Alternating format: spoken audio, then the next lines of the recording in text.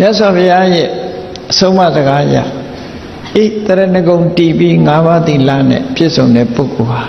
ဘယ်တော့မှအပေမလားဘူးဆိုတာတတိချတာမှပဲဘုရားဘာသာဖြစ်ရတဲ့ အပေလားတဲ့ဆိုတဲ့ပုဂ္ဂိုလ်ဟာတရဏဂုံကလည်းမပြီးပြန်လို့နော်မပြီးပြန်ဘူးဆိုတာကြည့်တယ်ဘုရားကိုးကွယ်တဲ့ဒီဘုရားလေးကစီးပွားတက်တယ်ဆိုပြီးကိုးကွယ်တာဒါမပြီးပြန်ဘူးလို့ခေါ်တယ်လိုက်ရလို့ကိုးကွယ်တာမျိုးဒါတရဏဂုံပြီးပြင်းပြင်းမဟုတ်ဘူးတရဏဂုံပြီးပြင်းပြင်းဆိုတာဘုရားရဲ့ခုံကိုအာယုံပြုပြီးတော့ကိုးကွယ်တာဒီလိုဆိုလို့ပေါ့နော်ဘယလာဘကုလကျင်ဝေတန်တာဘေးမှလူရေးရည်မြော်ဆိုရသော်ဘုရားခုံတော်တွေကိုရည်စူးပြီးတော့ကြောက်လို့ကိုးကွယ်တာလည်းမဟုတ်ဘူးနော်မျိုးရိုးအစဉ်လာမို့ကိုးကွယ်တာလည်းမဟုတ်ဘူးဘုရားရဲ့ခုံကိုတိပြီးတော့ကိုးကွယ်လက်လာဘမျောပြီးတော့ကိုးကွယ်တာလည်းမဟုတ်ဘူးလူတွေနတ်ကိုးကွယ်တဲ့လူတွေလောက်တာချိတယ်ကိုစားတဲ့အစာလေးနတ်ကိုအရှင်ကြီးစားတော့ခေါ်ပါတောက်တော့ခေါ်ပါဘယ်တော့လာစားမသိရှင်ကြီးစားတော့ခေါ်ပါတောက်တော့ခေါ်ပါဆိုခေါင်းပေါ်မှာဝဲလိုက်သေးတာဝဲပြီးတော့တင်ထားပြီးတော့အခုလို့ဆက်တရလို့ရှင်ကြီးကမတော်မူပါဘာလို့ချင်လဲစီးပွားရေးအောင်မြင်အောင်မဆပေးပါလောက်တာတော့ကိုယ့်ဟာကိုယ်လောက်တာသွားကျေးဇူးတင်တာတလွဲသွားကျေးဇူးတင်အရှင်ကြီးမပါဆိုပြီးတော့အိတ်နေပေါ့သူမလေးပေါ့နော်သူမလေးတကယ်မမယ်ဆိုရင်အသာသာအိတ်နေအပင်မခံမနေနဲ့လက်ဖက်ကလေးတင်ပြီးတော့အမြဲတမ်းပဲအဲ့ဒါအိတ်တန်နေအလုံးမလုံးလို့ကတော့ဘာတစ်ခုမှဖြစ်လာမှာမဟုတ်ဘူးတရားမင်းကြီးတောင်မှပဲနော်နတ်တွေထဲမှာတကူကြီးတယ်လို့ဆိုတဲ့တရားမင်းကြီးကတောင်မလုပ်ရင်ဘာမရဘူးလို့ပြောတာသူပြောတဲ့စကားကွာသူသား2ယောက်ရှိတယ်သူဝိဒနဲ့ဇယန္တတရားမင်းရဲ့သားတွေရှိတယ်သူပြောတဲ့စကားလေးကိုနားထောင်ကြည့်အနုဋ္ဌဟံအဝါယမံယတ္တရဒုက္ခံဒိကိစ္စတိသူဝေရတထကိစ္ဆာဟိမင်္စတထေဝပပယတဲ့သူပြောတာရှင်းရှင်းလေးအနုဋ္ဌဟံဆိုတာတက်တွက်ကြမလုပ်ဖဲနဲ့အဝါယမံမကြိုးစားပဲနဲ့နော်မကြိုးစားပဲနဲ့ဒုက္ခံယတ္တရာဒိကိစ္စတိချမ်းသာရနိုင်တဲ့နေရာရှိတယ်ဆိုရင်တဲ့သူဝိရတထကိစ္ဆာဟိမင်းအဲ့ဒီအရက်သွားနေတဲ့မင်္စတထေဝပပယငါ့ကိုလည်းခေါ်သွားပါတဲ့အဲ့ဒီရှင်းရှင်းလေးရဲ့သူပြောတာသူဝိရမလုတ်ဖဲမကင်မဲနဲ့ချမ်းသာဒုက္ခရတယ်ဆိုတဲ့နေရာရှိလို့ရှိရင်မင်းအဲ့ဒီနေရာသွားနေတဲ့ငါကိုလည်းအဲ့ဒီရောက်အောင်ပို့ပေးတဲ့ဘယ်နေရာမှမရှိဘူးဒါနော်အလုံးမလုံးပဲနဲ့မကြိုးစားပဲနဲ့ရတယ်ဆိုတာတခုမှမရှိဘူးလောက်ရမယ်ကြိုးစားအဲ့ဒီလိုလောက်ရမယ်ဆိုတဲ့ဝိရိယရဲ့အကျိုးကျေးဇူးတကိုးကြီးတဲ့လူတွေကတရားမင်းတို့အဆင့်ကိုးကွယ်တာတောင်မဟုတ်ဘူးနော်လူဝင်ပူးတဲ့နတ်ဆိုတာတရားမင်းအဆင့်မရှိဘူးပေါ့ဘာလို့လဲဆိုလူရဲ့အနံ့ကတိရစ္ဆာန်လောက်ကနန်းတယ်လို့ပြောတာပဲဟုတ်ကောင်းဟုတ်လိမ့်မယ်တိရစ္ဆာန်ဝင်နေသွားရင်တော်တော်နန်းတာတိရစ္ဆာန်တွေရဲ့အနံ့မခံနိုင်ဘူးနတ်တွေကလည်းလူပြေလာလို့ရှိရင်လူတွေရဲ့အနံ့မခံနိုင်ဘူးတဲ့လူတွေကသာမှုေးနေကြတာကိုယ့်အကောဟိုမခံနိုင်ဘူးမခံနိုင်လို့နှာခေါင်းပိတ်လာကြလူတွေအိပ်ပြီဆိုမှညမှလာတာအဲ့ဒါအကြောင်းပဲညတကောင်ကြမှာလူတွေအိပ်သွားပြီဆိုတဲ့ချိန်လေးမှာတိတ်လာကြတာဖျားစီအဲ့ဒါလူနတ်မခံနိုင်လို့ပဲအထက်နတ်ကခဏခဏဝင်ပူးနေရင်တော့လူနာနတ်ပဲဖြစ်မှာပဲအဲ့ဒါတော့လူနတ်ခံနိုင်တဲ့နတ်ဖြစ်မှာအဲ့ဒီမှာလူနတ်မခံနိုင်တဲ့တရားမင်းတို့လိုအမတမ တကိုးကြီးတဲ့နတ်တရားတောင်အလုံးလုံးရမယ်လို့သူသားကိုပြောတာမင်းမလုပ်ဖဲနဲ့ချမ်းသာဒုက္ခဆိုမရဘူးလို့ဆိုတော့ဒါအလွန်ရေးကြည့်တာပဲလုံးတင်လို့တိုက်တာလောက်ကိုလောက်ရမယ်ဒါကြောင့်၅ပါးသီလစောင့်ထိန်နေဆိုတာသူကသူနေတာထိန်တာမဟုတ်ဘူးလေဆိုပါတော့ခုနကတရားဝဲအစမှာပဏ္ဏတိပါတာဝေရမဏိတိခါပရံသမာရိယမိလို့စောင့်တည်လိုက်တယ်စောင့်တည်လိုက်တာသမာဒါနစေရနာလို့ခေါ်တယ်ရှောင်ကျင်ပါမယ်လို့ခရီးကဝတ်ပြုလိုက်တာရှောင်ကျင်ပါမယ်ခရီးဝတ်ပြုထားတာပဲရှိတယ်အဲ့ဒီအချိန်လေးမှာရလိုက်တဲ့ကုသိုလ်ကသမာဒါနကုသိုလ်ပဲရှိတယ်တွေ့လိုက်ပြီဆိုရင်ကိုယ်လာကြိုက်လို့ဖတ်ခနဲ့ချင်းရိုက်လိုက်ပြီဆိုရင်တော့ခုနကရှောင်ကျင်ပါမယ်ဆိုတာဟာဖြတ်လိုက်တာနဲ့တူတူပဲအဲ့ကြသူကရှောင်လိုက်ရမှာအဲ့ဒီအချိန်မှာဆိုလိုတာကမာနတိပတ္တမှာရှောင်ပါတယ်ဆိုတကယ်ကျုံးလာပြီဆိုလို့ရှိရင်မလုပ်ဖဲနဲ့ရှောင်လိုက်ရမယ်အဲ့ဒီရှောင်တော့မှသူကဒါသီလလို့ခေါ်တာနော်အဲ့ဒီကြရင်တော့ဝိရတိလို့ခေါ်တယ်မာနတိပတ္တဝေရမဏိယစေရနာကိုလည်းသီလလို့ခေါ်တယ်ဝိရတိကိုလည်းသီလလို့ခေါ်တယ်မရှောင်ဘူးဆိုလို့ရှိရင်မရဘူးဒီကုသိုလ်ဟာနော်မရဘူးမရဘူးသူများဥစ္စာတွေ့တယ်အသာယူဖို့အစင်းဖြစ်တယ်မယူဘူးရှောင်လိုက်တယ်ဝေရမဏိဝိရတိဖြစ်တယ်အဲ့ချာသောက်တီတုံးကစေရနာရှောင်တဲ့အချိန်ကျတော့ဝိရတိဒီရှောင်ကျင်မှုဟာတာမန်ကုသိုလ်မဟုတ်ဘူးသီလကုသိုလ်ဒါနကုသိုလ်တွေပုံမြတ်တယ်လို့မြတ်စွာဘုရားဒီလိုဟောတယ်တန်ဖိုးခြင်းလည်းအလွန်ကွာခြားတယ်အလွန်ကွာခြားလို့သီလကုသိုလ်နဲ့ပြည့်စုံအောင်ကြိုးစားအထောက်ဖို့ဘုရားဘာသာဝင်ဖြစ်လာလို့ရှိရင်အ ਨੇ ဆုံး၅ပါးသီလလုံခြုံလာပဲကြုံတွေ့လာတိုင်းရှောင်ကျင်လိုက်တယ်သီလကိုမချိုးဖောက်ဘူးမချိုးဖောက်တာကိုနေ့စဉ်နဲ့အမျှကိုယ့်ကိုဆန်းစစ်တယ်ငါပါဏာတိပါဒချိုးဖောက်တာရှိသလားအာရိဏဒါနကာမေတုမိစ္ဆာစာချိုးဖောက်တာရှိသလားချိုးဖောက်မှုမရှိဘူးဆိုလို့ရှိရင်စိတ်ထဲမှာကြည်နူးတယ်ဝမ်းသာအဲ့ဒါလို့ကြည်နူးဝမ်းသာလာသည်ထိအောင်ကိုယ်သီလကိုကိုပြန်တွေးရမယ်ကိုယ်သီလကိုကိုပြန်တွေးမှသီလပို့အယောင်တက်လာပြီကုသိုလ်တွေကတိုးလာအနုဘုဆိုရင်မတိုးဝေကျေးဆိုတော့ကိုယ့်အိမ်ထဲမှာမိကန်တစ်တာတဲ့ထည့်ပြီးတော့တောက်ခတ်ထားလို့ရှင်ဝေသိန်း90ဟာသိန်း90ပဲမတိုးဘာလို့ဘာလို့အထားပြီးဆိုလို့ရှင်တော့သူတိုးနေတာအဲ့ဒါလို့ပဲသီလကပြန်မတွေးပဲနဲ့နေရင်တော့မတိုးဘူးတဲ့သူကအတိုးမရှိဘူးအဲ့တော့အတိုးမရှိတာကြိုက်သလားတိုးတာကြိုက်သလားကိုယ့်ကိုဆုံးဖြတ်ရမှာဒါနော်တိုးစေခြင်းတိုးတဲ့နည်းရှိတယ်ဘာလို့ရမလဲပြန်ပြီးတော့စဉ်းစားတဲ့အခါမှာဝမ်းသာအားရဖြစ်အောင်သီလလေးဆင်ញင်စဉ်းစားလိုက်တာနဲ့ဘဝတစ်ခုဟာလုံလောက်တဲ့အနေအထားမျိုးထိရောက်နိုင်ပါတယ်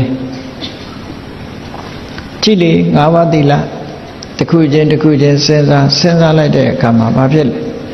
အနဝိဇ္ဇဒုက္ခငါမှဘာအပြစ်မှမရှိဘူးဆိုတဲ့စိတ်ချမ်းသာမှုတစ်ခုရအဲ့ဒီစိတ်ချမ်းသာမှုကဘာဖြစ်လဲလို့ဆိုရင်အဝိပတိတာရလို့ခေါ်တယ်စိတ်နှလုံးမသားမရမဖြစ်ဘူးနှလုံးကြည်တာတယ်ဆိုတဲ့အဓိပ္ပာယ်ရဝမ်းသာတယ်လေအဲ့ဒီနှလုံးကြည်တာမှုကိုအကြောင်းပြုပြီးတော့ပါမောဇ္ဇဆိုတဲ့ဝမ်းမြောက်မှုဖြစ်တယ်ဝမ်းမြောက်မှုကိုအကြောင်းပြုပြီးတော့ပီတိဆိုတာဖြစ်လာတယ်ပီတိကိုအကြောင်းပြုပြီးတော့ပတ္တတိလို့ခေါ်တယ်ကိုယ်ရောစိတ်ရောငြိမ်းအေးမှုဖြစ်လာတယ်ပတ္တတိဆိုတဲ့ကိုယ်ရောစိတ်ရောငြိမ်းအေးမှုကိုအကြောင်းပြုပြီးတော့ဒုက္ခဆိုတဲ့စိတ်ချမ်းသာမှုတွေရလာစိတ်ချမ်းသာမှုကိုအကြောင်းပြုပြီးတော့ဘာဖြစ်လဲတမာတိစိတ်တည်ငြိမ်းလာတယ်တည်ငြိမ်မှုရစိတ်တည်ငြိမ်မှုကိုအကြောင်းပြုပြီးတော့ယထာဘုဒ္ဓဉာဏတဒနာအဖြစ်မှန်ကိုမြင်ခြင်းသိခြင်းဆိုတာရလာသိတာမြင်တာဖြစ်လာ ဟောဒါတီလာကဆက်သွယ်ပြီးတော့ရလာတဲ့အကျိုးကျေးဇူးတွေကဒီဘဝမှာပဲအေးတီလာဆောင်တာနောင်ဘဝကြမှာရမယ်လို့မတွေးနဲ့နော်နောင်ဘဝကိုမသိဘူးအခုရတာဒါတွေအခုရတာအခုရတဲ့တန်ဖိုးကိုသိရများသောအားဖြင့်ပြောလို့ရှိရင်တီလာလုံလို့ရှိရင်နောင်ဘဝမှာနတ်ပြည်ရောက်တယ်နတ်ပြည်လည်းဘယ်နေမှမသိတာကိုသိလို့လားသိမှမသိတာနော်အဲ့တော့အဲ့ဒါမတွေးနဲ့မြတ်စွာဘုရားဟောလို့လက်ခံထားတာနတ်ပြည်ရှိတယ်ဆိုတာကိုမသိဘူးသို့တော့ဘုရားဟောတာဒီကုသိုလ်ကောင်းမှုလုပ်ရင်နတ်ပြည်ရောက်တယ်ဆိုတာမှားသလားလို့ဆိုမမှားဘူးမှန်တယ်သို့တော့ကိုသိတဲ့အကျိုးတရားကိုသိဖို့ဒီဘဝတည်းမဲ့ဟောတီလာရှိလို့ရှင်ဒီလိုအကျိုးကျေးဇူးတွေကိုယ်ထဲမှာရောက်တယ်။ဩကိုကျင့်တရားကောင်းတဲ့ပုဂ္ဂိုလ်ဆိုရင်လည်းပတ်ဝန်းကျင်ကကိုယ်ယူသေးတယ်လေးစားလာတယ်။ကိုကျင့်တရားကောင်းဒါတွေကဒီဘဝမှာရနိုင်တဲ့အကျိုးကျေးဇူးတွေကိုမြင်ရတဲ့အကျိုးကျေးဇူးလက်တွေ့ကြတယ်။အဲ့တော့ဗုဒ္ဓဘာသာဝင်တယောက်အနေနဲ့အခြေခံလေးအခုလောက်တင်ကိုလုံးရှိမယ်ဆိုရင်တော့အမှန်တမ်းကျင့်တတ်เสียကောင်းတဲ့အနေအထားမျိုးရတရဏဂုံအမျိုးအစားနဲ့ပတ်သက်ပြီးတော့မှတ်သားဖို့ရှိတယ်တရဏဂုံတည်ဖို့ဆိုတာတရဏဂုံအမျိုးအစား၄မျိုးရှိတယ်တဲ့ပါဠိလိုနံပါတ်1ကအတ္တတဏ္ဏိယတနာအတ္တတဏ္ဏိယတနာဆိုတာမိမိကိုယ်ကိုဘုရားတရားသံဃာတို့အနှင်းခြင်းအတ္တနာဗုဒ္ဓသနေယတေမိငါရဲ့ဘဝငါခန္ဓာကိုယ်ဘုရားအားအနှင်းပါတယ်လို့ဆိုရင်အတ္တတဏ္ဏိယတနာကိုအနှင်းပြီးတော့ကိုးကွယ်တဲ့တရဏဂုံကိုအတ္တတဏ္ဏိယတနာတရဏဂုံလို့ခေါ်တယ်နောက်တစ်ခုကတပ္ပရာယနတာပါဠိလိုတပ္ပရာယနတာပရာယနဆိုတာလဲလျောင်းရဆိုတာဖះမတပါအာကိုရမရှိဘူးဖះကိုပဲအာကိုပါတယ်လို့အဟံဗုဒ္ဓပရာယနောငါသည်ဖះပေါ်မှာသာအာကိုတယ်တခြားကိုအာမကိုဘူးဓမ္မပရာယနောတရားသာလည်းအာကိုရရှိတယ်တခြားကိုအာမကိုဘူးသံဃာပရာယနောသံဃာသာလည်းအာကိုရရှိတယ်တခြားကိုအာမကိုဘူးလို့ဒီလိုဆောက်တည်တဲ့တရဏဂုံကြတော့တပ္ပရာယနာတာလို့ခေါ်တယ်နောက်တစ်ခုကတိတ္တဘာဝုပခမနတိတ္တဆိုတာတပြည့်ဘာဝဆိုတာအဖြစ်ဥပခမနဆိုတာကပ်ရောက်ခြင်းတပြည့်ခံခြင်းလို့ပြောတာနော်ဖရာရဲ့တပြည့်ဘုသူရဲ့တပြည့်တော့ဆိုဖရာတပြည့်ဓမ္မဗုဒ္ဓရဲ့တပြည့်ဓမ္မရဲ့တပြည့်သံဃာရဲ့တပြည့်ဆိုပြီးတော့တပြည့်အဖြစ်ခံယူတာအဲ့တော့ဗုဒ္ဓရဲ့တပည့်အဖြစ်ခံယူလိုက်တာဒါ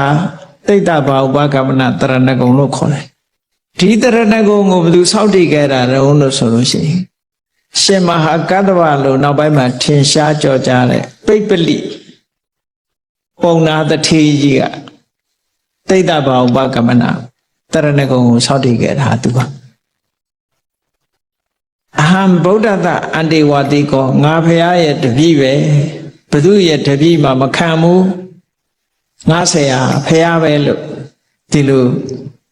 လက်ခံတာနောက်တစ်ခုကျတော့နောက်ဆုံးတစ်ခုကျတော့ပฏิပါဒဆိုတာလက်အုပ်ချီတာတို့ရှ िख ိုးတာတို့အယုသေးပေးတာဘယ်သူမှဘယ်ဖះကိုမှလက်အုပ်ချီခြင်းအယုသေးပေးခြင်းရှ िख ိုးခြင်းဆိုတာမလုပ်ဘူးဒီဗုဒ္ဓဓမ္မသံဃာကိုသာလည်းလက်ဥချီခြင်းယိုသိပေးခြင်းရှ िख ိုးခြင်းလုပ်ပဲလို့ကိုယ်စိတ်ကိုဆုံးဖြတ်ထားပြီးတော့ကိုယ်ွယ်တာယိုသိပေးတာဒါပဏိပါဒလို့ခေါ်တယ်အဲ့ဒီလိုပဏိပါဒလုပ်တဲ့အခါမှာအမျိုးမျိုးရှိသေးတယ်တရဏဂုံတီမတီဆိုတာနဲ့ပတ်သက်ပြီးပြောမယ်ဆိုလို့ရှိရင်ဖះကိုယုံကြည်ကိုးကွယ်တယ်ဆိုတဲ့နေရာမှာလတ်လဘလိုခြင်းလို့ဘုရားကိုကိုးကွယ်တာလား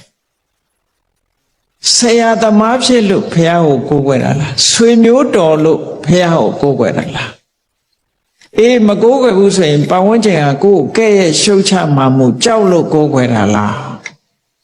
ဟောဒီ ဒီလိုရှိတယ်အကယ်၍အဲ့ဒီလိုမဟုတ်ဘဲနဲ့မြတ်စွာဘုရားရဲ့ခုံတော်တွေကိုသိပြီးဩတကယ်မြင့်မြတ်တဲ့ပုဂ္ဂိုလ်ပါပဲဆိုတဲ့ရည်ရွယ်ချက်နဲ့ကိုးကွယ်မှတရဏဂုံတည်တယ်တဲ့ဟောတရဏဂုံယူပြီမဲ့လို့ယူတိုင်းမတည်ဘူးလို့ဆိုတာဒက္ခိနေယတကယ်ကိုမြင့်မြတ်တဲ့ပုဂ္ဂိုလ်တူအနေနဲ့ကိုးကွယ်မှတရဏဂုံတည်တယ်အေးဖះငါဆွေမျိုးပဲဆိုပြီးတော့ဆွေမျိုးကိုချစ်တဲ့စိတ်နဲ့ဖះကိုရှ िख ိုးလို့ရှိရင်ဒါတရဏဂုံမဟုတ်ဘူးကိုယ်အမျိုးကိုကဘာမသိညာမသိဒီဖះပဲကိုးကွယ်တယ်ဆိုတော့အမျိုးရိုးလိုက်မိယိုးဖလာပေါ့အဲ့လိုမိယိုးဖလာကိုးကွယ်ရင်လည်းပဲတရဏဂုံအစစ်မရဘူးညာတိကုလအာစာရဆရာအနေနဲ့ကိုးကွယ်လို့ရှိရင်လည်းပဲဟုတ်လားအာစရိယအနေနဲ့ကိုးကွယ်လို့ရှိရင်လည်းမရဘူးဘယကြောက်လို့မကိုးကွယ်ရင်မင်းကိုးကွယ်ရမယ်မကိုးကွယ်ရင်မလုပ်မယ်ညာလုပ်မယ်ဆိုရင်ကြောက်လို့ကိုးကွယ်တာဆိုရင်လည်းပဲတရဏဂုံမတည်ဘူးတဲ့ဒါကြောင့်မို့ပဏိပါဒဆိုတဲ့ဒီကိုအလေးအမြတ်လက်အုပ်ချီခြင်းရှ िख ိုးခြင်းဆိုတဲ့ဒီအမှုတွေကိုပြုတယ်လို့ဆိုတဲ့နေရာမှာမြင့်မြတ်တဲ့ပုဂ္ဂိုလ်တူအနေနဲ့လုံးမ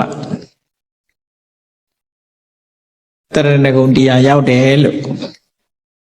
ဒီလိုစာပေကျမ်းဂန်မှာဆိုထားတယ်တခါအဲ့ဒီတရဏဂုံနဲ့ပတ်သက်ပြီးတော့မှတ်เสียနော်အဲ့ဒီလောကိတရဏဂုံဟာပြည့်ပြည့်စုံစုံဖြစ်ဖို့အတွက်လိုအပ်တာတွေရှိတယ်မပြည့်မစုံတဲ့ပဏိပါဒတရဏဂုံဟာတရဏဂုံပြီးပြီးပြင်းပြင်းမဖြစ်ဖို့ရလဲအကြောင်းတရားတွေရှိတယ်တရဏဂုံရဲ့အရှိန်အဝါကိုချဆင်းစေတတ်တဲ့အကြောင်း၃မျိုးကဘာလို့ဆိုအညာနာနားမလဲတာဟာတစ်ခုမသိဘူးဘယ်လိုကိုးဝယ်ရမယ်ဆိုတာမသိဘူး